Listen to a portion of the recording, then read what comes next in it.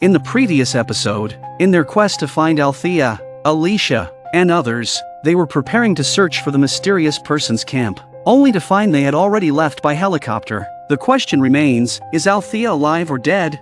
The story returns to the night of the plane crash. Althea was filming the zombies in their armor when a man in black crept up and electrocuted her. Waking up in the cold rain, Althea found her hands bound, struggling for a few seconds to no avail. Observing her surroundings, she noticed a figure in armor, identical to the zombies on the ground. The armored figure was sprinkling something on a zombie before igniting it with a special method. Spotting her backpack nearby, Althea seized it and started to run away. Unnoticed at first due to the sound of the rain, by the time the person in black realized, Althea had already disappeared into the woods. Tripping in the bushes, Althea decided to stop running and remove the tape from her camera. Having lost her shoes, she chose to run towards an open plain, only to encounter 3 zombies. Althea was about to use the camera in her hand as a weapon, when a gunshot rang out and the zombies fell to the ground. The assailant, who knocked out Althea with the butt of his gun, was revealed to be a woman when Althea kicked off her helmet. The woman dismantled Althea's tapes without finding the one she was looking for, which Althea had hidden somewhere. Althea was then tied to a vehicle by the woman,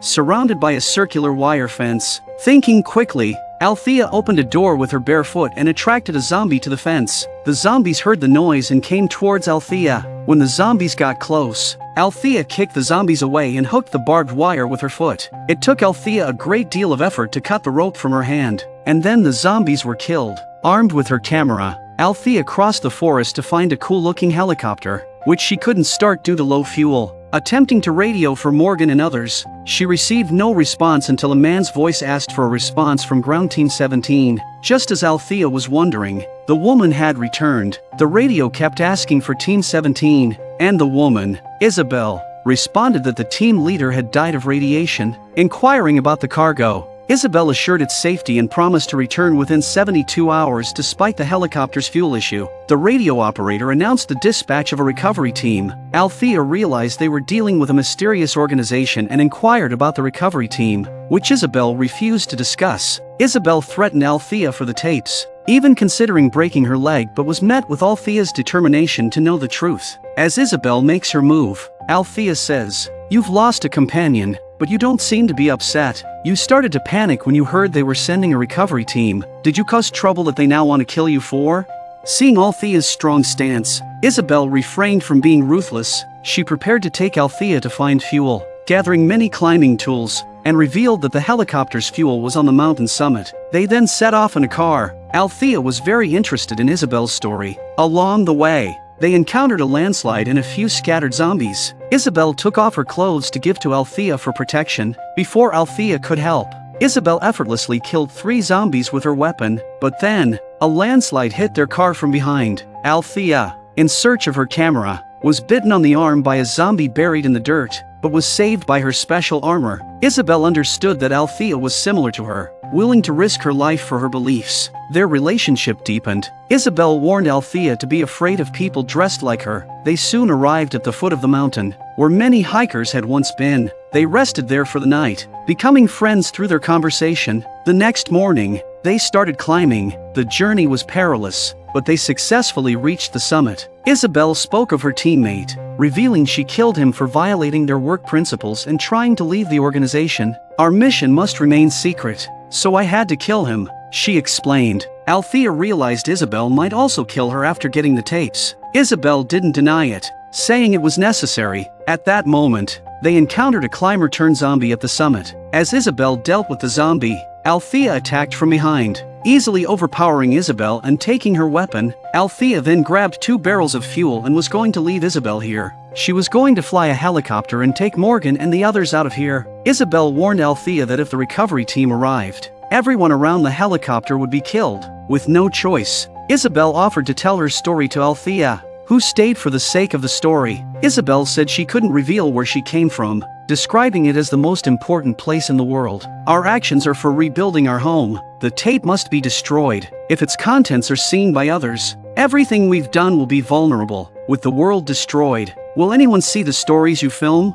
Althea understood the importance of Isabel's words, just as her stories were to her. Althea agreed to find the tape, prepared to be killed by Isabel. The next day, Althea led Isabel to where she hid the tape, concealed on a zombie's body. Trusting Althea wouldn't deceive her, Isabel burned the tape without checking. To ensure the mission's secrecy, Althea had to die, but Isabel couldn't bring herself to do it. Asking Althea to turn around, Althea said she understood what Isabel was doing and said some goodbyes. Isabel didn't do it in the end. She told Althea not to try to find them and not to tell anyone because Isabel had fallen in love with Althea. They parted ways. Isabel refueled the helicopter and reported to her organization, which recalled the recovery team. The helicopter then flew into the sky. Watching the departing helicopter, Althea felt melancholic. She radioed Morgan, who responded after 2 calls and eventually found Althea. They hugged and Althea didn't tell them what had happened to her in the past few days, but simply lied about it. Their next step was to get the hell out of there. What happened to Victor, who went to borrow a plane?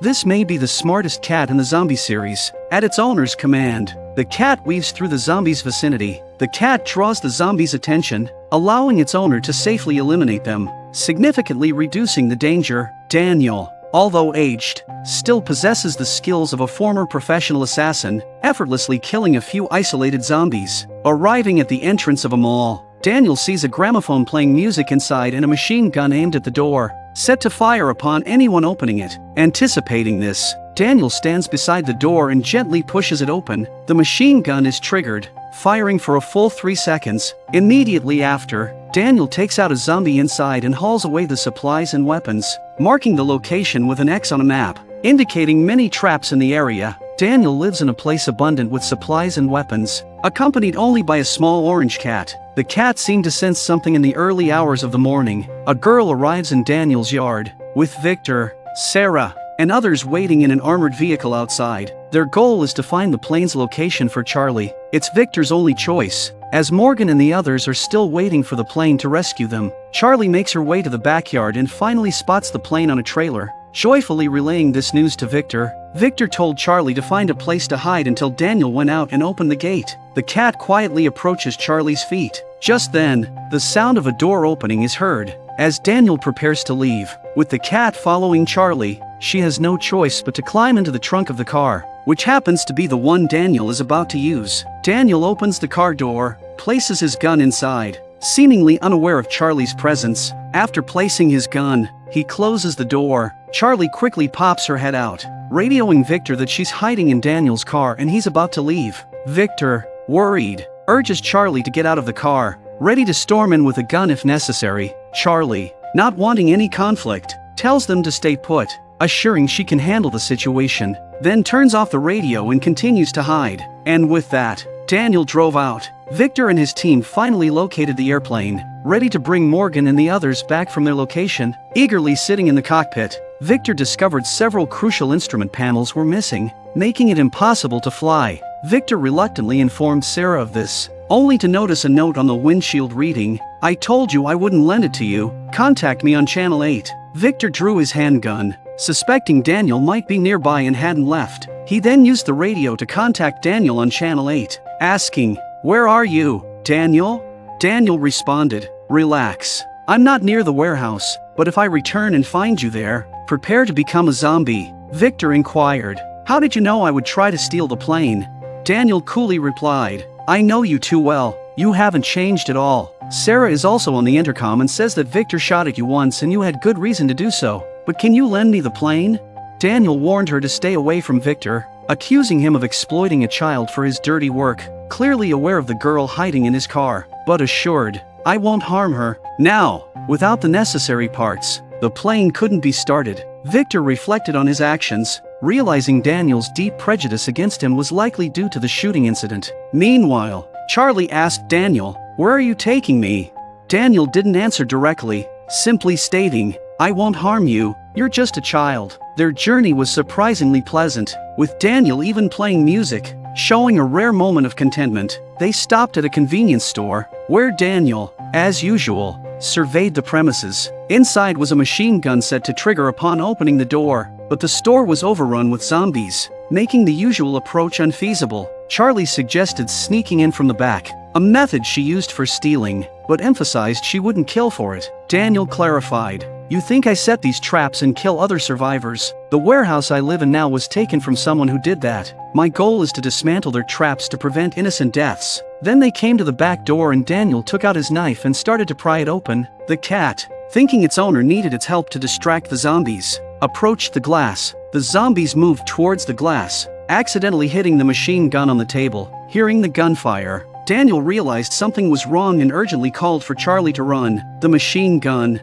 moved by the zombies, shattered the glass door, and the zombies spilled out of the store. They both quickly fled to the car, with the cats swiftly jumping aboard. Daniel drove slowly because Charlie was in the car. Charlie asked why Daniel didn't use his weapons to kill all the zombies, but Daniel explained that the small group of zombies wasn't a significant threat. Firing guns would attract more zombies from the surroundings. Charlie didn't understand, arguing they could outrun the zombies, but Daniel pointed out that the zombie horde would grow and eventually pose a danger to others. Daniel said they lured the zombies to the warehouse, where the door could block the zombies and then wipe them out. Daniel was helping strangers in his own way. Charlie then contacted Wendell and others at the warehouse. Victor asked where Daniel had put the necessary plane parts. Daniel pointed to the backpack. Inside the backpack were the parts they needed. Daniel remarked that he wouldn't have left them in an obvious place. Victor pleaded with Daniel to return the parts, as their friends' lives were at risk. Daniel and Charlie's pleasant interaction convinced him to lend the plane. Daniel said, "We're coming back, but we're bringing a bunch of friends with us. Close my door and we'll go over the wall." But Sarah interrupted Daniel and said, "I'm so sorry, I had to break down your wall to get the plane out."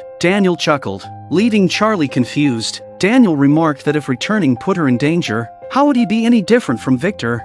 Deciding to act, Daniel stopped the car. Although young, Charlie had learned to drive. Daniel asked her to drive the parts back, while he would deal with the zombies. Exiting the car, he turned on the music to lure the zombies elsewhere. Charlie's presence had changed Daniel's mood, reminding him of his daughter, whose last moments he missed. A pain only a father could understand. Back at the warehouse, Victor was surprised at how easily they obtained the parts. Sarah urged to quickly install them and see if the plane would start. Victor, feeling guilty, apologized over the radio for his past actions, including trying to kill Daniel and causing him pain. He hoped Daniel wasn't endangering himself just to teach Victor a lesson. Daniel said, "Do you still think I'm blaming you for shooting at me?"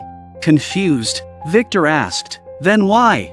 Daniel replied, "Your problem has always been one thing, lies." He urged Victor to tell the others how he had prevented Daniel from finding his daughter. With a sigh, Victor confessed, "Daniel got separated from his daughter. To save my own life, I lied to him, claiming I knew where his daughter was. This wasted his precious time in searching for her. By the time Daniel finally found his daughter, it was already too late."